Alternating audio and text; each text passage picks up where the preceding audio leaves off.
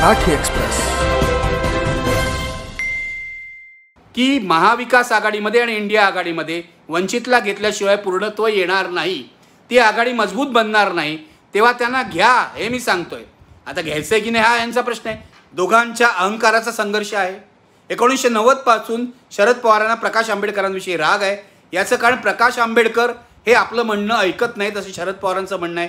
तेव्हा रिपब्लिकन पक्षाची युती झाली होती, रिपब्लिकन युती, आणि या युतीनंतर मला वाटतं 96 साली असावं, जेव्हा सर्वांनी एकत्रितपणे निवडणुका लढवल्या तेव्हा 4 खासदार निवडून आले होते रिपब्लिकन युतीचे, रिपब्लिकन पक्षाचे. हे लक्षात घ्या. तेव्हा युतीचा फायदा दोन्ही बाजूला आहे. शरद पवारांनी 90 साली काय घडलं, 95 साली काय घडलं हे विसरून जायला पाहिजे. प्रगल्भता दाखवली पाहिजे. प्रकाश आंबेडकरांनी त्यांना प्रतिसाद दिला पाहिजे. पण शरद पवारांचे जे उद्योग चालले आहेत ते उंटासारखे तिरप्या चालीचे आहेत. शरद पवार अशा चाली करण्याबद्दल प्रसिद्ध आहेत. ही मी तुम्हाला आज ब्रेकिंग न्यूज सांगतोय. हे कुठेही अजून आलेलं नाही आहे. मला अत्यंत खात्रीलायक सूत्रांकडून असं समजतंय की शरद पवारांना प्रकाश आंबेडकर इंडिया आघाडीत यायला नको आहेत, म्हणून शरद पवार नागपूरचे बसपा नेते वामन मेश्राम यांना इंडिया आघाडीत घुसवण्याचा प्रयत्न करत आहेत. मुंबईतल्या इंडिया आघाडीच्या बैठकीमध्ये शरद पवारांनी शेका पक्षाचे जयंत पाटील आणि वामन मेश्राम यांची नावं सुचवली होती. अजून त्याला मान्यता मिळाली नाही आहे, कारण काही इंडिया आघाडीतल्या घटकांचा वामन मेश्राम यांच्या नावाला विरोध आहे. त्यांचं असं म्हणणं आहे की वामन मेश्राम जर आघाडीत आले तर प्रकाश आंबेडकर दुखवले जातील, ते अजिबात येणार नाही.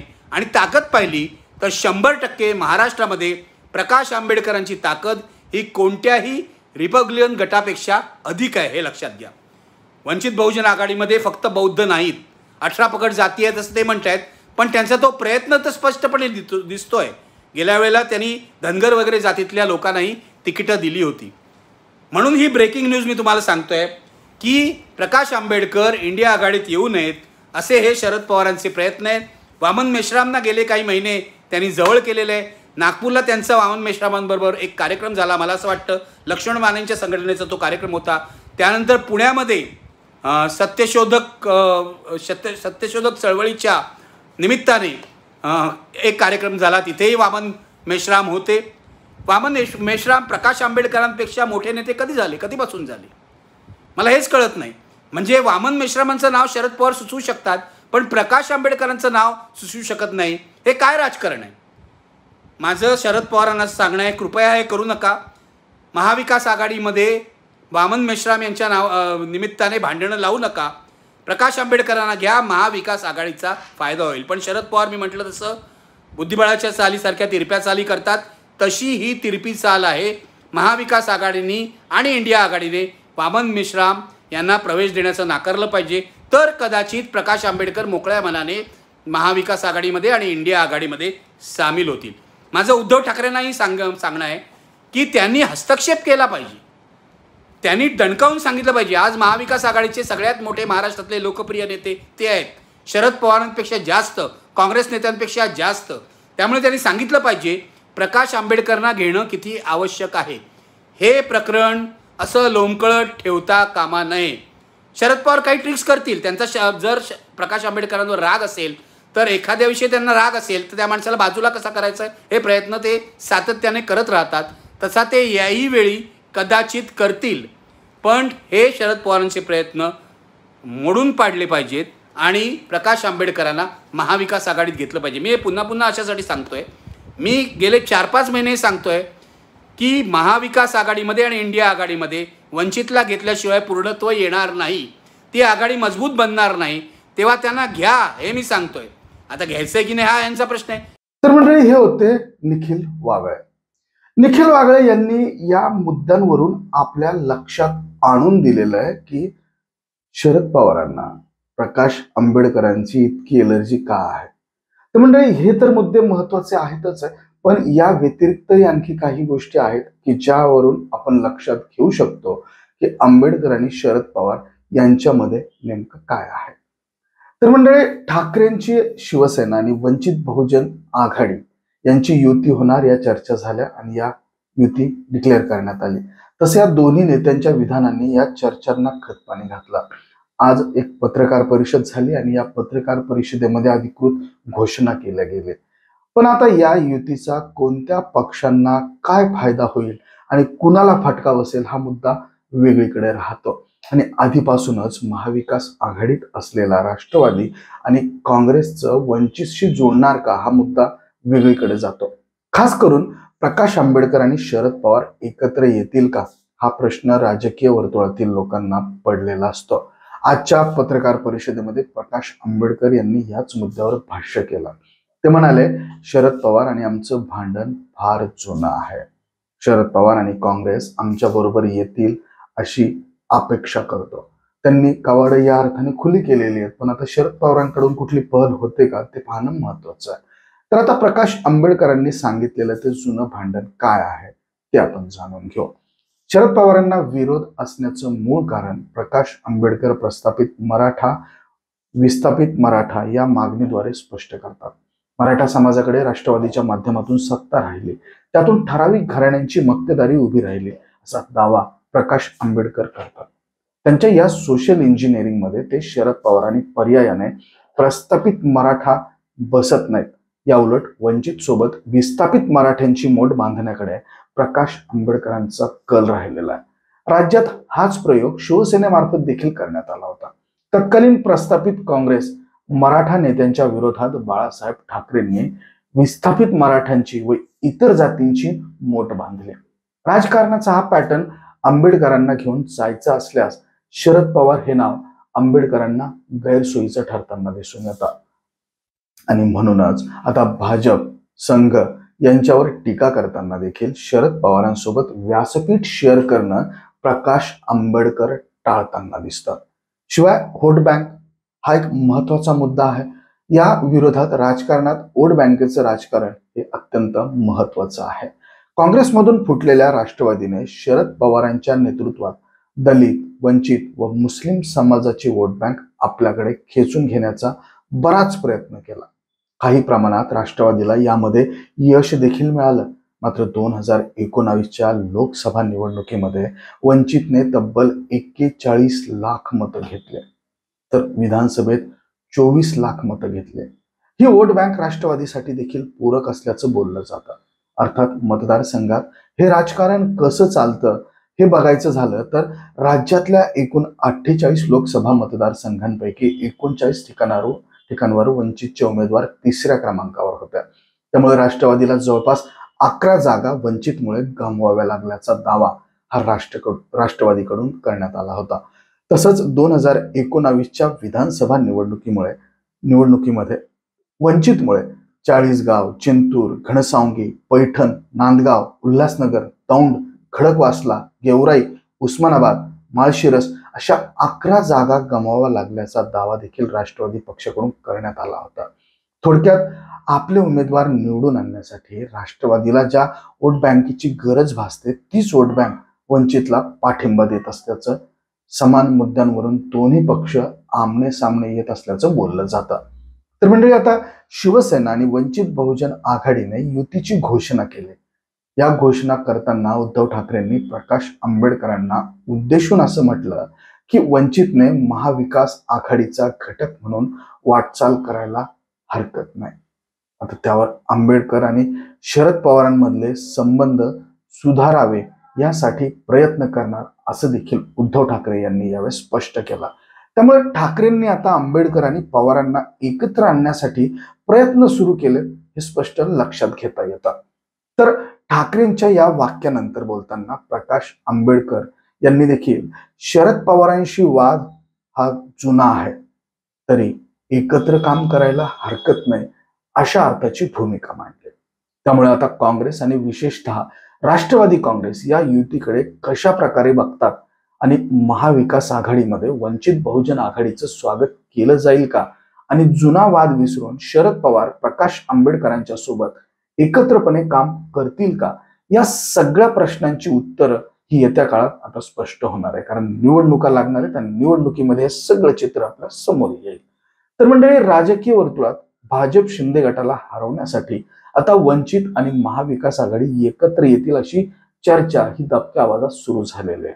आता या चर्चा खऱ्या ठरतात की नाही त्यानुसार महाराष्ट्राच्या राजकारणात पुढे काय होणार याचाही अंदाज लावला जाईल. 23 जानेवारी ही शिवसेना प्रमुख बाळासाहेब ठाकरेंची जयंती. दरवर्षी या जयंतीनिमित्त शिवसेनेकडून वेगवेगळे कार्यक्रम घेतले जातात. मात्र जून महिन्यात पडलेल्या अभूतपूर्व फुटीनंतर बाळासाहेबांच्या जयंती दिनी नेमकं काय होणार याकडे सगळ्यांचं लक्ष लागलं होतं. विधान भवनात बाळासाहेबांच्या तैलचित्राच्या अनावरणाच्या कार्यक्रमाला मुख्यमंत्री एकनाथ शिंदे आणि माजी मुख्यमंत्री उद्धव ठाकरे हे एकत्र आले. आणि दुसऱ्या बाजूला आणखी एक शक्यता अशी होती, ती म्हणजे बाळासाहेबांच्या जयंती दिनीच प्रकाश आंबेडकर आणि उद्धव ठाकरे हे एकत्र येण्याची. खरं तर मागच्या काही महिन्यांपासूनच या युतीची चर्चा होत होते. दोन्ही नेत्यांच्या भेटीगाठी झाल्या. प्रबोधनकार.com या संकेतस्थळाच्या उद्घाटनासाठी दोन्ही नेते हे एकत्रच एका मंचावर उपस्थित राहिले. दोन्ही पक्षांच्या युतीबद्दल चर्चा सुरू असताना ठोस काहीच जाहीर होत नव्हतं. शिवसेना उद्धव बाळासाहेब ठाकरे हा पक्ष काँग्रेस आणि राष्ट्रवादी काँग्रेस सोबत महाविकास आघाडीचा घटक असल्याने प्रकाश आंबेडकर काहीसे अंतर राखून राहत होते आणि अशी चर्चा देखील पुढे झाली. मात्र स्वतः प्रकाश आंबेडकर यांनीच काँग्रेस राष्ट्रवादी सोबत असल्यास हरकत नाही असं वक्तव्य केलं. तर काँग्रेसचे प्रवक्ते अतुल लोंढे यांनी त्यांच्या वक्तव्याला दुजेरा दिला. बाळासाहेबांच्या जयंती दिनी उद्धव ठाकरे या युतीबाबत घोषणा करणार का याची उत्सुकता राजकीय वर्तुळात लागून राहिलेली होती. पण ठाकरे आणि आंबेडकर घराण्याचं एकत्र येणं हे पहिल्यांदाच घडत नाहीये. प्रबोधनकार ठाकरे आणि बाबासाहेब आंबेडकर यांचे दलितांच्या मुद्द्यांवर काम करतानाचे संबंध होतेच. मात्र प्रबोधनकारांनी सुरू केलेल्या नवरात्र उत्सवामध्ये डॉक्टर बाबासाहेब आंबेडकरांनी देखील हजेरी लावली होती. आणि वर्तमानाबद्दल जर का बोलायचं झालं तर ऑक्टोबर 2022 मध्ये प्रकाश आंबेडकरांनी ठाकरे कुटुंब आणि आंबेडकर कुटुंब यांच्यात 3 पिढ्यांपासून संबंध आहेत. उद्धव ठाकरेंचे आजोबा प्रबोधनकार ठाकरे हे बाबासाहेब आंबेडकर यांच्यासोबत अनेक कार्यक्रमांमध्ये सहभागी झाले होते. प्रबोधनकार ठाकरे यांनी मनुस्मृतीचा निषेध केला होता. बाळासाहेबांपासून आतापर्यंत शिवसेनेचे मनुस्मृतीचे समर्थन केलेले नाहीये. शिवसेनेचे हिंदुत्व वैदिक नाहीये, चतुर्वर्णीय मानणारे नाहीये. त्यामुळे शिवसेनेचं हिंदुत्व आम्हाला मान्य आहे असं वक्तव्य केलं होतं. त्यानंतर वारंवार या युतीचे संकेत मिळू लागले. पण चर्चेच्या पलीकडे कुठलीच गोष्टही जात नव्हते. एका बाजूला आंबेडकरी चळवळीतून आलेल्या सुषमा अंधारे शिवसेनेत आक्रमकपणे पुढे आल्या. शिवसेनेच्या महाप्रबोधन यात्रेचं नेतृत्व देखील त्यांच्याकडे देण्यात आलं. तर दुसऱ्या बाजूला जोगेंद्र कवाडे हे आंबेडकरी चळवळीतले नेते एकनाथ शिंदे यांच्या सोबत गेले. त्यामुळे या युतीच्या चर्चा ह्या होत राहिल्या आणि सोबतच दोन्ही पक्षांना यातून नेमकं काय मिळणार याच्याही पुढे शिवसेना उद्धव बाळासाहेब ठाकरे गटाची भाजपच्या हिंदुत्वाशी असलेली स्पर्धा भाजपच्या हिंदुत्वावर नेहमीच सवर्णाचं हिंदुत्व असा आरोप होत असतो. मात्र शिवसेनेवर असा आरोप झालेला नाहीये. मराठेतर सवर्ण आणि महारेतर अस्पृश्य यांनी आपल्या जाती समूहांच्या विरुद्ध केलेला बंड म्हणजे शिवसेना असं ज्येष्ठ विचारवंत रावसाहेब कसबेंनी शिवसेनेचं वर्णन केलं होतं. त्यामुळे मधल्या काळातल्या नामांतर रिडल्स प्रकरणात बाळासाहेब ठाकरेंच्या भूमिका जरी दलित समाज विरोधी मानल्या गेल्या, त्या भूमिका सोडता उद्धव ठाकरे आणि प्रकाश आंबेडकरांच्या एकत्र येण्याला तसा कोणता मोठा वैचारिक अडथळा नाहीये. त्यामुळे या एकत्र येण्याचा शिवसेनेच्या हिंदुत्ववादी भूमिकेला धक्का पोहोचणार ही फार शक्यता नाहीये. आता महाविकास आघाडीचं गणित जेव्हा महाविकास आघाडी स्थापन झाली तेव्हा शिवसेना सगळ्यात मोठा पक्ष होता. तर काँग्रेस आणि राष्ट्रवादी काँग्रेस बॅकफुटवर होता. त्यामुळे शिवसेनेचं मुख्यमंत्रीपद देखील मान्य करण्यात आलं होतं. मात्र आता तशी परिस्थिती ही राहिलेली नाहीये. एकनाथ शिंदे यांच्या बंडानंतर उद्धव ठाकरेंकडे असलेले शिवसेनेत आता फक्त 16 आमदार राहिलेले आहेत. आमदारांची संख्या घटल्यामुळे महाविकास आघाडीमध्ये उद्धव ठाकरेंचा पक्ष 3ऱ्या क्रमांकावर फेकला गेलेला आहे. आणि त्यामुळे उद्या जर का महाविकास आघाडीच्या बॅनर खाली एकत्र निवडणुका लढवायचं म्हटलं तर उद्धव ठाकरेंच्या शिवसेनेला त्यांच्या 16 जागांवरूनच ट्रीट केलं जाण्याची शक्यता नाकारता येत नाही. मग अशा वेळेस आता उद्धव ठाकरे यांच्या पुढे 2 ऑप्शन्स उरतात. एक म्हणजे महाविकास आघाडीमध्येच आपली बार्गेनिंग पॉवर वाढवणं किंवा स्वबळाचा नारा देणं. या दोन्ही ऑप्शनमध्ये प्रकाश आंबेडकरांशी युती ही सेनेला फायद्याची ठरू शकते. आणखी एक महत्वाची गोष्ट म्हणजे वंचितची ताकद.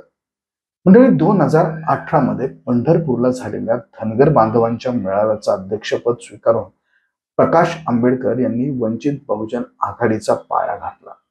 दलित व ओबीसी या दोन्ही जाती समूहांना एकत्र आणून सत्तेतला वाटा मिळवण्याचा हा प्रयोग होता. 2019च्या लोकसभा निवडणुकीत MIM बरोबर आघाडी करून हा प्रयोग तुफान चालला. पहिल्याच निवडणुकीत वंचित बहुजन आघाडीने 41 लाख मतं मिळवली. तब्बल 11 जागांवर वंचित बहुजन आघाडीच्या उमेदवारांनी लाखापेक्षा जास्त मतदान घेतला. पुढे विधानसभा निवडणुकीत जर वंचित बहुजन आघाडीला हे यश राखता आलं नसलं तरीही वंचितनं 24 लाख मतदान घेतलं होतं. विशेष म्हणजे मराठवाडा आणि विदर्भात जिथं जवळपास 60 जागांवर दलित ओबीसी मतदान निर्णायक आहे, त्यातल्या 29 मतदारसंघ शेड्युल्ड कास्टसाठी राखीव असतात. सोबतच जिथं उद्धव ठाकरेंच्या शिवसेनेला सगळ्यात डॅमेज कंट्रोलची गरज आहे, त्या मराठवाडा आणि विदर्भात प्रकाश आंबेडकरांची ताकद ही चांगली आहे. वंचित बहुजन आघाडीचा विचार जर करायचा झाला तर 2019 सारखं यश मिळवायला त्यांनीही मोठ्या पार्टनरची गरज असणार, हेही तेवढंच निश्चित आहे. तर म्हणजे 2019ला MIM शी वंचित बहुजन आघाडीने युती केली होती. आता मात्र ही युती राहिलेली नाही आहे. MIMचे खासदार इम्तियाज जलील यांनी वंचित बहुजन आघाडीवर उघडपणे टीका करायला सुरुवात केलेली आहे. त्यामुळे आता वंचित MIM ही युती होण्याची शक्यता मावळल्यातच जमा आहे. त्यामुळे MIM शी युती करून फायदा होत नसल्याचा सूरही वंचितकडून आवळण्यात आला. त्यामुळे त्यांना एक मोठ्या मित्रपक्षाची गरज ही जाणवत होते, जी महाविकास आघाडीत समाविष्ट झाल्यास भरून निघू शकते, असं निश्चितच प्रकाश आंबेडकर आणि वंचितच्या कार्यकर्त्यांना वाटतं. तर काँग्रेसनं जर या युतीला हिरवा कंदील दाखवला तर राष्ट्रवादीची नेमकी भूमिका काय याकडे सगळ्यांचं लक्ष लागलेलं असणार. आणि त्यामुळे वंचित ही महाविकास आघाडीत येणार की फक्त शिवसेनेचा मित्रपक्ष म्हणून राहणार यावर बऱ्याचशा घडामोडी या अवलंबून आहेत. तर मंडळी, वंचित बहुजन आघाडीच्या संदर्भातला हा माहितीपट, हा व्हिडिओ तुम्हाला कसा वाटला आम्हाला कमेंट करून नक्की कळवा. आवडला असेल तर निश्चितच शेअर जरूर करा. वंचितची ताकद वाढवण्यासाठी वंचितच्या प्रत्येक उमेदवारापर्यंत हा व्हिडिओ जाऊ द्या आणि आपल्या चॅनलला सबस्क्राईब करायला अजिबात विसरू नका. धन्यवाद. मराठी एक्सप्रेस.